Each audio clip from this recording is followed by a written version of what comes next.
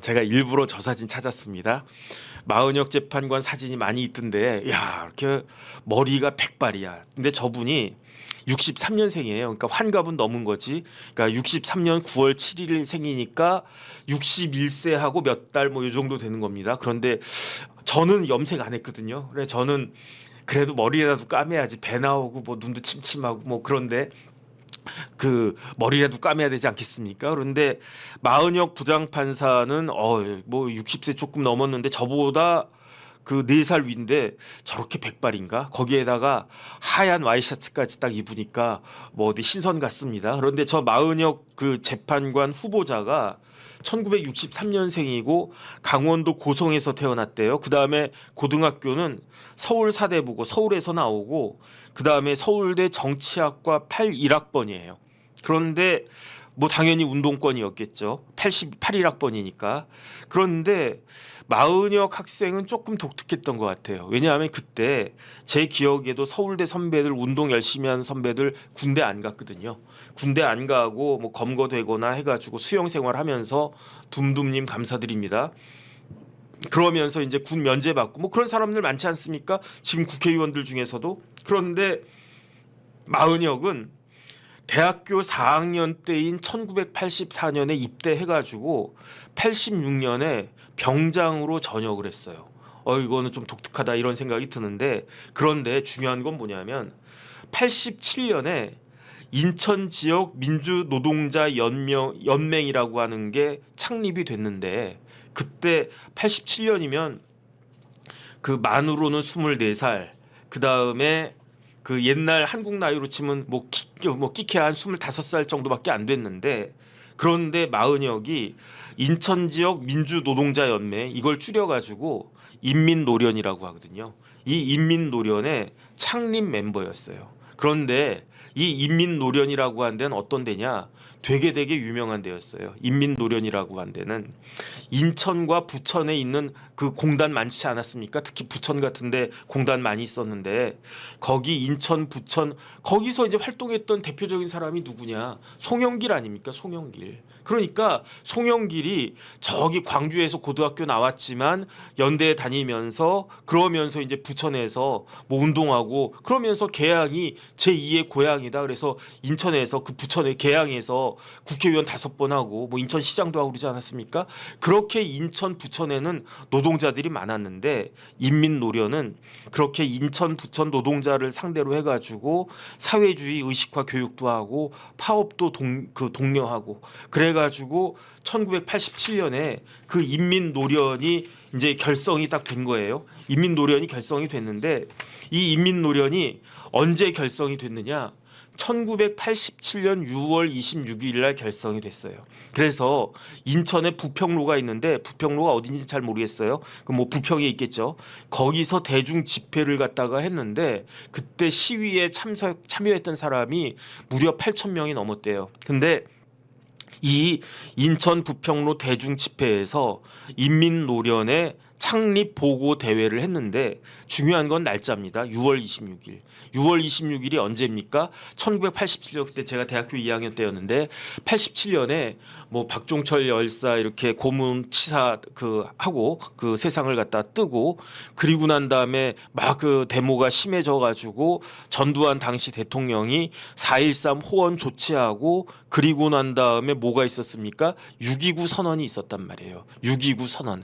그런데 그 인민노련이 창립이 된 게 언제냐? 6월 26일이에요. 6.29 선언의 사흘 전이에요. 이 인민노련을 만드는데 제일 최고의 핵심적인 역할을 했던 사람이 누구냐? 그 사람이 바로 노회찬입니다. 연희님 감사드립니다. 그런데 이 1987년에 또 무슨 일이 있었느냐? 이재명 당시 그 중대법대 졸업한 이재명과 그 다음에 서울대 법대를 막 졸업한 문영배가 3, 4, 5, 6 그렇죠. 그 사법연수원에 들어간 게 87년도 3월 달이에요. 3월 달. 그러니까 문영배, 정성호, 그 다음에 이재명, 뭐 그 다음에 뭐 조응천 이런 사람들이 그 86년도에 사법시험 합격해서 사법연수원에 입소한 때가 87년이었는데 그때쯤에 박종철 고문치사 사건에다가 그 다음에 4.13 호원 조치에다가 그 중간에 이한열 학생 이제 세상 또 이렇게 그 최루탄 맞아서 그 사망하고 그 다음에 부평에서는 6월 26일에 인민노련 결성되고 그 다음에 6월 29일에 그 다음에 그때 6.29 선언 노태우의 6.29 선언이 있고 이때가 87년이었다. 이걸 갖다가 그 알아야 된다라는 생각이 들고요. 그래서 인민노련 관련해 가지고는 조금 이따가 더 자세하게 말씀을 드릴 텐데 지금은 마은혁 이야기를 해야 되니까 그래서 87년도에 인민노련이 결성이 됐는데 89년에 이때는 대통령이 전두환에서 노태우로 바뀌었을 때입니다. 이때 인민노련에 대해서 검거가 쫙 됐어요. 검거 열풍이 딱 됐는데 그런데 마은혁은 검거가 되지 않았어요. 마은혁이 인민노련의 핵심적인 사람이었는데 그런데 마은혁은 검거가 안 됐어요. 왜 검거가 안 됐는가? 그 지도부에서 그 마은혁에 대해서 어떻게 평가했냐면 조승수 의원 좀 사진 좀 띄워봐 주세요. 저 사람이 전 국회의원 조승수인데 63년생이에요. 마은혁하고 그 똑같아요. 마은혁하고 그 동기이고 동국대 농경제학과 나왔는데 81학번 동기예요. 마은혁하고 조승수하고 친구였겠죠, 뭐 당연히. 그런데 저 조승수 의원은 17대 18대 국회의원도 하고 울산에서 북구청장도 하고 그랬는데 조승수 그 전 의원이 인민노련의 핵심이었어요. 핵심 조승수 의원도. 그런데 저 조승수 의원이 마은혁에 대해서 어떻게 이야기했는가? 그 신문 기사 있잖아요. 무슨 그 조그마한 기사. 그거 좀 띄워봐 주세요. 그 그 어디 무슨 노동자 무슨 그렇죠. 저게 경상남도청 공무원 노동조합에서 밝힌 거였는데 마판사니까 좀 이상하네. 사회주의 혁명 조직 핵심 멤버였다. 그러면서 조금 전에 보여줬던 조승수 의원이 뭐라고 이야기했는가? 조금만 밑으로 내려봐 주세요. 여기에 딱 보면 조승수 의원은 하나 둘 세 번째 단락에 11월 동아일보와의 통화에서 11일 동아일보와의 통화에서 인민노련은 막스 레닌주의를 기조로 남한 사회에서 사회 변혁을 이루어야 한다는 뜻으로 만들어졌다. 마은혁은 마판사니까 마은혁은 지도부였다는 이야기예요. 인민노련의 지도부였다. 그런데 머리가 좋은 사람이니까 막스, 레닌, 헤겔 이런 거 많이 읽었겠죠. 저도 많이 읽었습니다. 조금만 더 키워봐 주세요. 마판사는 조금 위로 올려주시고 마판사는 지도부에서 이론 교육과 선전 부문의 역할을 한 것으로 기억한다. 그 다음에 주대환이라고 주대환 선생 사진 좀 띄워봐 주세요. 저분이 이제 주대환 씨인데 주대환 선생은 1954년생이에요. 그러니까 마은혁 조승수보다 9살 위고 저분이 이제 마산고등학교 졸업하고 서울대 종교학과 73학번인데 대학교 2학년 때부터 1974년부터 민청학년으로 구속되고 그 다음에 1979년에 뭐가 있었습니까? 12.6 있기 전에 부마 항쟁이 있었잖아요. 그 마산 사람이니까 부마 항쟁 때도 구속되고 그랬던 아주 운동권의 핵심 중에 핵심이었는데 저 조금 전에 말씀드렸던 인민노련을 만든 사람이 누구냐? 노회찬과 주대환이거든요. 그런데 아까 그 기사 다시 한 번만 띄워봐 주세요. 조승수는 뭐라고 이야기했느냐? 마은혁이 지도부에서 이론교육과 선전 부문의 역할을 했다. 마은혁은 지도부였다. 근데 이론책이었다. 그런 이야기예요.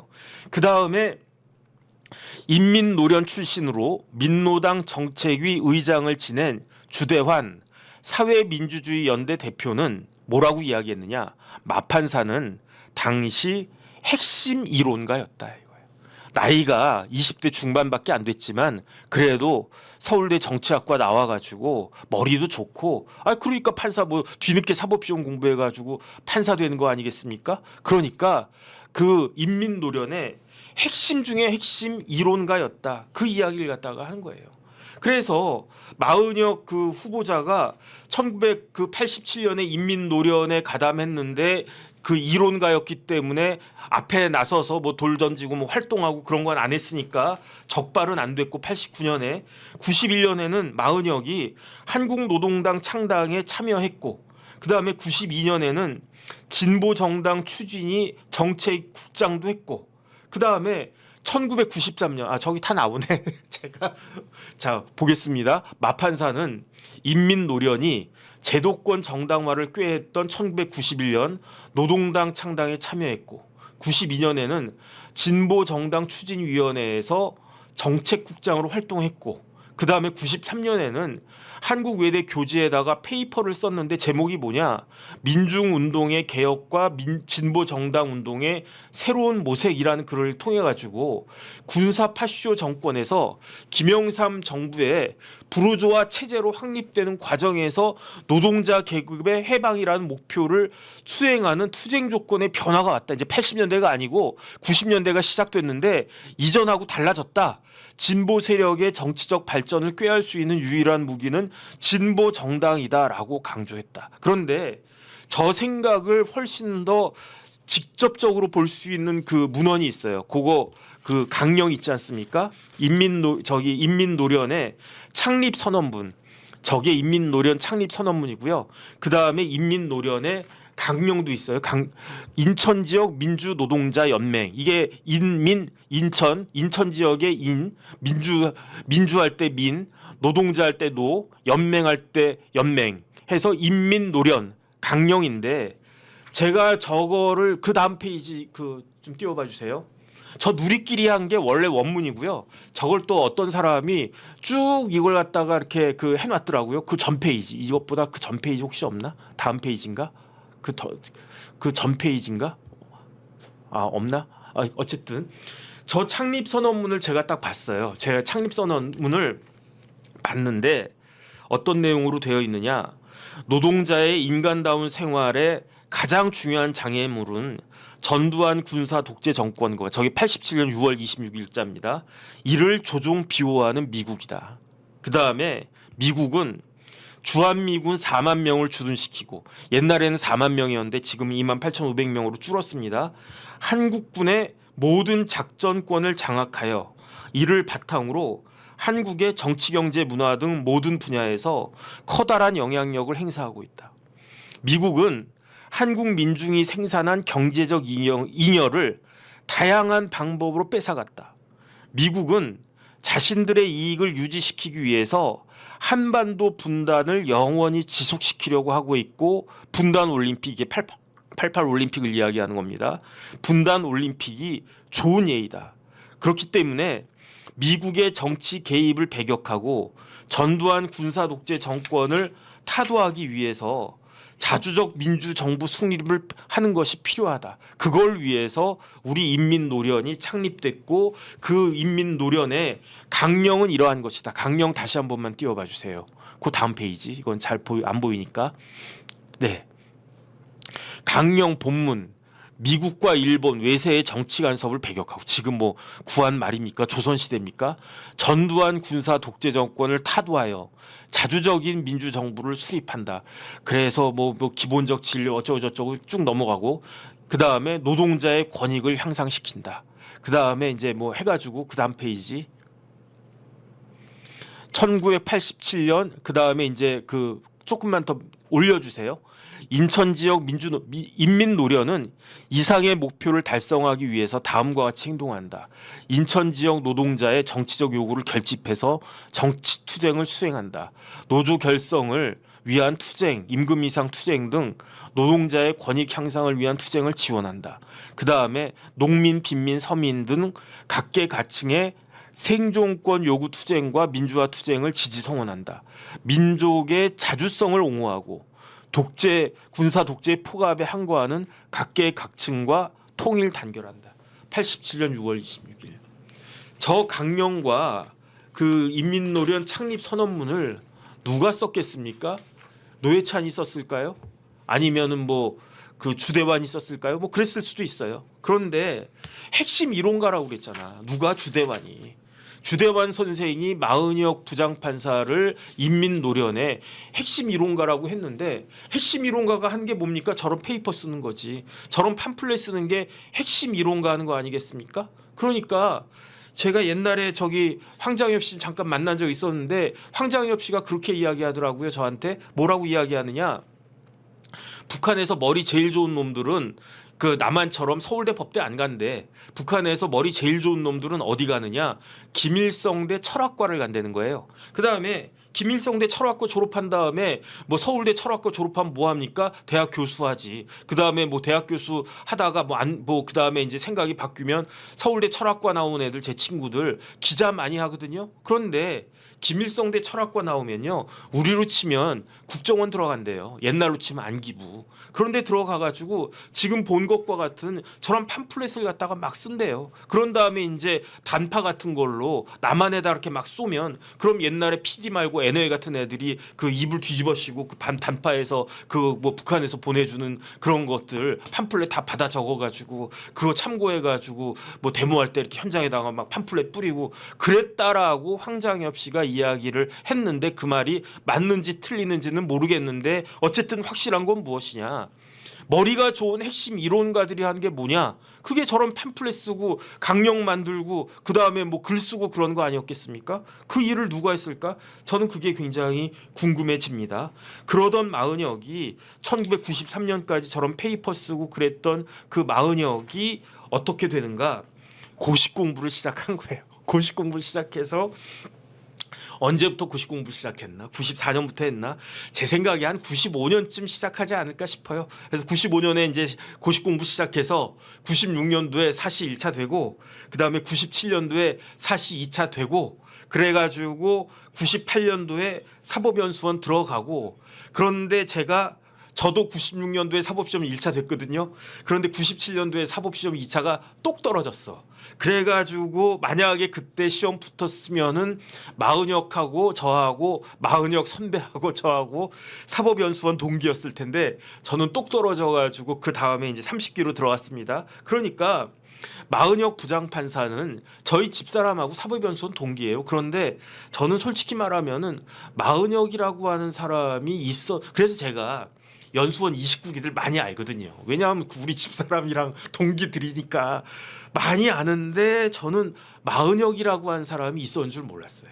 그 다음에 81학번이고 97년도에 사법시험 합격했다라고 하면은 그러면은 언제입니까? 몇 살에 시험 된 겁니까? 옛날 나이로 35살에 시험 된 거예요. 옛날 나이로. 그러면은 윤석열 대통령보다도 훨씬 더 나이가 많은 그때 그 사법시험에 붙은 거예요. 그러니까 물론 이제 윤 대통령은 대학 다닐 때 쭉 고시 공부했다가 뭐 붙고 떨어지고 해가지고 뒤늦게 됐지만 마은혁은 뭐 뒤늦게 공부해가지고 수험 기간은 짧았겠지만 나이로 치면은 윤석열 대통령보다도 훨씬 더 나이가 많은 그때 됐는데 저만 해도 나이 많게 붙었다고 해가지고 내가 무슨 판검사 한다고 무슨 영화를 보겠냐 놀자 그러면서 그다음에 뭐 그때 연수원 다닐 때 뭐 결혼도 하고 그다음 또 이런저런 집안에 문제도 있고 일도 있고 그래가지고 저는 그냥 설렁설렁 했는데 그런데 우리 마은혁 부장님은 공부를 열심히 했나 봐. 그 나이에 35에 사시 붙어가지고 37살에 그 초임 됐는데 그 임관을 갖다가 했는데 대단하네 라고 생각을 했는데 조금 이상하다는 생각이 들기도 하네요. 왜냐하면 그 정도 나이로 붙었으면 되게 뭐 이제는 나는 변호사에서 개업해가지고 그냥 그 밥 먹고 살아야지 이 생각을 하는데 굳이 그 나이에 그 공부 열심히 해가지고 그게 나쁘다는 건 아닙니다.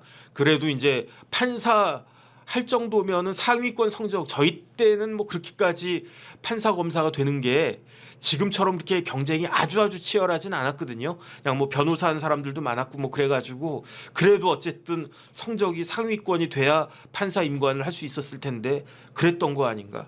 그래가지고 어쨌든 마은혁 그 판사가 97년에 사법시험 합격해서 2000년에 옛날 나이로 치면 38에 그다음에 지금 대통령 윤석열 나이로 만 나이로 쳐도 만 36살 몇 개월 그 많은 나이에 친구들은 이제 좀 있으면 부장 달고 막 그럴 나이에 그때 이제 대구지법의 예비 판사로 초임으로 임관이 돼가지고 판사 생활을 갖다가 하게 되는 겁니다.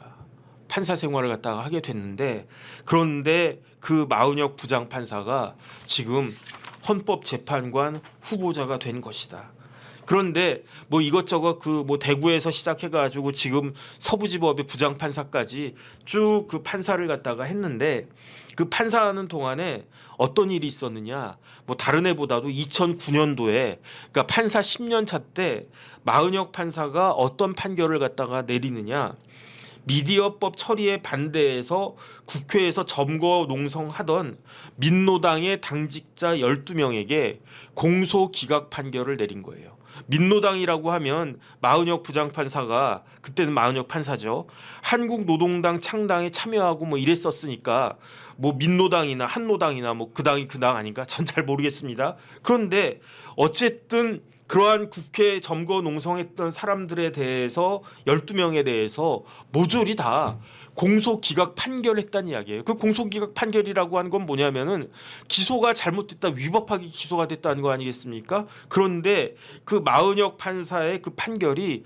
제대로 된 판결이었나? 그렇지 않았다는 거죠. 그렇지 않았기 때문에 이 공소기각 판결이 항소심부터 해가지고 다 뒤집혀요. 공소기각 실질적으로 무죄다라고 했는데 이게 어떻게 무죄냐, 이게 기소가 뭐가 잘못됐느냐 해가지고 항소심에서 다 유죄가 나와요. 그 민노당 사람들 그 뭐 12명에 대해서. 그다음 대법원에서도 1심이 맞나 항소심이 맞나 봤더니 아니, 당연히 항소심이 맞지.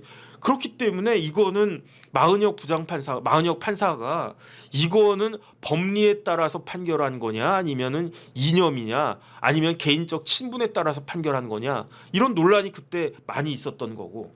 그 다음에 2009년도에 이제 마은혁 부장판사한테는 좀 많이 이렇게 슬픈 일들이 많이 있었어요. 그래서 아버지가 9월 18일에 돌아가셨는데, 그런데 사모님도 그 마은혁 판사 부장, 막 그때 마은혁 판사였겠죠. 그 10년 차밖에 안 됐으니까 사모님도 그때 10월 7일에 돌아가셨대요. 그러니까 9월 10월에 아버지도 돌아가시고 그 다음에 상처도 하시고 그랬는데, 그때 두 번 다 노회찬 전 의원이 조문을 왔대요. 왜냐하면 무지무지하게 친하니까. 왜 무지무지하게 친합니까? 인민노련을 갖다가 만든 게 노회찬인데 인민노련의 핵심 이론가를 했던 사람이 누구냐? 그게 마은혁 아닙니까? 그러니까 87년부터, 그 전부터겠죠. 87년에 2009에서 87 빼면 몇 년입니까? 22잖아요. 22. 20년도 훨씬 더 넘게 두 사람이 친분이 있었으니까 노회찬 의원이 아유 부친상 당연히 가야지. 그 다음에 상처했어. 아유 그럼 더더군다나 가야지. 그래서 노회찬 의원이 다 간 거예요. 이렇게 가는 게 맞아요. 문영배 의원, 문영배 재판관, 이재명 대표 그 모친상 당했을 때 당연히 갔었어야지. 저는 안 간 게 오히려 더 이상하다는 생각이 드는데, 그리고 난 다음에 11월 달에 노회찬 의원이 무슨 그땐 전 의원이었나? 어쨌든 무슨 출판 기념회 같은 걸 갖다가 했는데, 이때는 마은혁 판사가 노회찬 의원 그 후원에 가가지고 후원금 30만 원을 갖다가 냈대요.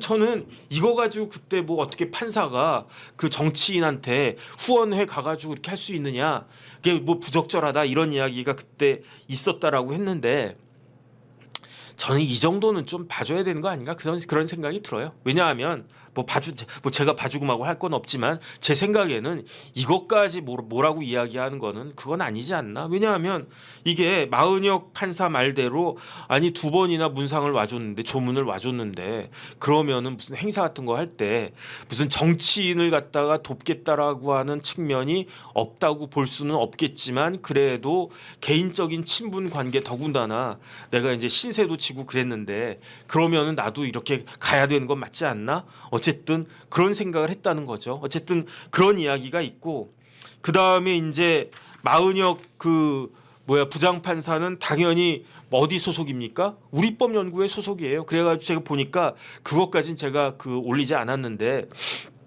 뭐 페이스북이나 어디나 이렇게 사람들 올린 거 보니까 우리법 연구회 회원 명단 해가지고 쫙 돌고 있더라고요. 그래서 제가 일일이 다 찾아봤어요.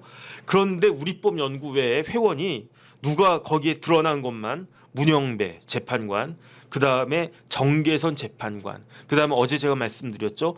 오충진 변호사, 누구 남편입니까? 이미선. 부부는 1심 동체라며. 그러면은 이미선 재판관도 우리법 연구회라고 볼 수 있겠지. 여기에다가 마은혁까지. 헌법재판관이 9명이 있는데 마은혁 포함하면 그중에 4명이 44.4%가 44.4%가 우리법 연구회다. 더군다나 그 우리법 연구회가 누가 또 소속입니까? 오동훈 공수처장, 그 다음에 영장 발부해준 이순영 부장판사, 다 우리법 연구회 소속이에요. 이러니까 지금 사람들이 걱정할 수밖에 없는 것이 아닌가, 저는 그런 생각이 들고요. 그래서 어쨌든 뭐 인민 노련에 대해서 다 말씀을 드렸고, 그다음에 이제 노회찬 의원 사진 좀 그거 좀 띄워봐 주세요. 저기 이제 노회찬 의원 그렇게 1956년에 태어나셔서 2018년에 돌아가셨어요. 뭐 안타깝게 돌아가셨다라고 전 생각을 합니다. 그러니까 만으로 따지면 한 62세, 향년 62세 젊은 나이에 이 세상을 갖다가 등졌는데 뭐 어찌 됐든지 간에 저는 안타깝다는 생각을 하고요. 그다음에 이제 노회찬 전 의원이 우리 사회에 그 상당한 임팩트를 준 인물이다라고 저는 생각을 갖다가 합니다. 그런데 노회찬이 무슨 말을 갖다가 했느냐? 그거 좀 띄워봐 주세요. 저기 이제 사모님 김지선 씨가 그 동료 노동 운동가래요. 그래서 저렇게 이제 바닷가를 그 배경으로 사진을 갖다가 이렇게 단란한 사진을 찍었는데, 인민 노련 관련해서 그렇소. 우리는 뭐다? 우리는 사회주의자다. 인민 노련. 사회주의자 노회찬이 만든 게 인민 노련이고요. 그 다음에 마은혁 이제 부장판사가 헌법재판관으로 임명이 될까 안 될까? 그건 모르겠고요. 마은혁 부장판사가 헌법재판관으로 임명이 된다라고 하면 즉시 임명이 될까? 아니면 좀 시간을 두고 임명이 될까? 저는 그거 모르겠어요. 그런데 제가 제일 우려하는 바는 이겁니다. 그 판사는 공정하게 재판을 해야 돼요. 판사는 공정하게 재판을 해야 되는데 더 중요한 게 있어요. 뭐가 더 중요하냐? 공정하게 보여야 해요.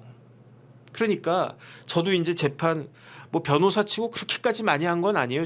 왜냐하면 제가 변호사를 예금보험공사, 삼성 뭐 이런 데서 처음에 변호사를 했었기 때문에 그때는 제가 뭐 초임 변호사 시절에도 재판 나가고 그러지 않았었어요. 그때는 뭐 워낙 회사 안에서 할 일이 많았기 때문에 그랬기 때문에 그다음에 뭐 대학 교수도 하고 그다음 뭐 국방부에서 뭐 공무원도 하고, 그리고 난 다음에 이제 변호사를 갖다가 그 송무 변호사는 그 다음에 한 변호사 한 10년 넘게 한 다음에 이제 송무 변호사를 갖다가 한 셈인데, 그래도 변호사니까 재판 많이 나가지 않았겠습니까? 그런데 판사님들 쭉 보면요, 어떤 판사님들이 보이냐면 이게 누구 편을 드는 게 많이 보이는 사람들이 있어. 많지는 않은데 진짜 그런 사람들이 있어요. 그러면은 내 편을 들어주면은 기분 좋지. 저 판사님이 내 편을 막 들어주는 것 같아. 이길 것 같아. 그러면은 기분 좋죠. 기분 좋은데 상대방 편을 듣는 것 같이 딱 보이면은 그건 굉장히 기분 나쁘지 않겠습니까? 그런데 내 편을 들어주는 것 같이 보이면서도 판결이 거꾸로 나오는 경우도 있어요. 그런데 대부분은 내 편을 들어주는 것 같다라고 느낌이 확 오면은 결과가 한 80~90%는 좋았던 것 같아요. 그 다음에 판결문 쭉 읽어보면 뭐 내 편 들어줬으니까 명판결이라고 저는 생각을 갖다가 하지. 근데 판사님들은 그렇게 하면 안 되거든요. 판사님들은 그렇게 하면 안 됩니다. 그러니까 중요한 건 뭐냐면 판결문인데, 판결문 딱 보면 이 판사 대단하네. 어떻게 참 내가 봐도 내가 졌지만 잘 썼다. 젖잘 써. 이런 게 있어요. 내가 졌지만 컴퓨터 열받지 않습니까? 판결문이라고 판사가 띡 하고 보내줬는데 딱 읽어봤더니 명문이야. 어디 흠잡을 데가 없어. 그럼 뭐 졌지만 잘 싸웠다 이건 아니고, 졌지만 판사님이 잘 써줬다 이런 것들은 있는데, 중요한 건 그것보다도 판사님이 딱 이렇게 써가지고 공정하게 그냥 얼굴에 포카페이스 쫙 하고. 근데 지금 헌법재판관들은요 너무너무 미숙해요. 너무 미숙한 것 같아. 특히 문영배 재판장은 너무너무 미숙해요. 왜 너무너무 미숙합니까? 편들어주는 게, 윤석열을 싫어하는 게, 대통령을 싫어하는 게 얼굴에 덕지덕지 보이지 않습니까? 그 다음에 너무 해도 너무한다. 이거는 어떻게 이미선 재판관 동생이 그 특유의 위원장을 갖다가 맡습니까? 아니 이게 그 윤석열 대통령을 끌어내리려고 하면은 탄핵하겠다라고 하는 건데 탄핵하면 헌법재판소가 하는데 우리 언니가 거기 헌법재판소 재판관인데 제가 할게요 해가지고 어떻게 민변에 그 윤석열 퇴진 특유의 부위원장을 갖다가 맡을 수 있는가? 부위원장이 최고의 넘버원이에요. 왜냐하면 위원장은 민변 회장이니까 그건 뭐 당연직으로 하는 거고 그 뭐 조직 같은 거 보면요 어디 뭐 무슨 위원회 그 뭐 위원장 해봤자 그거는 그냥 얼굴 마담으로 딱 앉혀놓는 거고 실질적으로 일하는 거 어디입니까? 협회 같은데 회장 누가 합니까? 뭐 그냥 뭐 어디서 딱 하고 상근 부회장이 일 다 하는 거잖아요. 그거랑 똑같은 거지.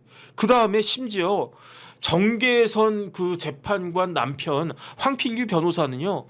우리 마누라가 헌법재판관 될 거로 11월 달에 이미 아까 보지 않았습니까? 여야가 합의했어요. 3명 중에 2명을 갖다가 민주당에서 하기로. 그런데 민주당에서 누구 뽑기로 했습니까? 정계선하고 마은혁. 그러니까 아직 그때는 12월 7일 막 이럴 때에는 아직 정계에서는 헌법재판관 아니었지만 당연히 그냥 뭐 도장 꿍 찍어가지고 우리 집사람이 헌법재판관 되는 게 뻔한데 그런데 이런 데다가 막 이름을 갖다가 함부로 이렇게 막 쓰나? 그게 뭐 오픈되지 않을 거라고 생각을 갖다가 하나? 거기에다가 마은혁 부장판사까지 헌법재판관이 된다라고 하면 그러면은 누가 이 결정을 올바른 결정이다라고 생각을 하겠냐 말이죠. 그래가지고 저는요 다른 건 모르겠고 진짜 그 문영배 재판관하고 그 다음에 이미선 재판관은 회피해야 돼요. 그런데 회피하는 방법 무지하게 쉽습니다. 어떻게 쉽습니까? 내가 안 할래, 나 빠질래 이렇게 할 필요가 없고요. 시간을 좀 여유 있게 잡아가지고 4월 18일 본인들 임기가 끝난 이후에 결정이 나오게끔 선고가 나오게끔만 하면 그러면은 헌법재판소 결정에 대한 신뢰도가 확 올라가는 것이 아닌가. 결국은 그게 우리나라 그 대한민국 국민들에게 문영배와 그 다음에 이미선 재판관이 평생 30년 넘게 그 대한민국의 녹을 먹은 사람 아니겠습니까? 판사님 하면서 온갖 존경이란 존경 다 받고 그 다음에 억대 연봉 다 받고 판사로서 거기에다가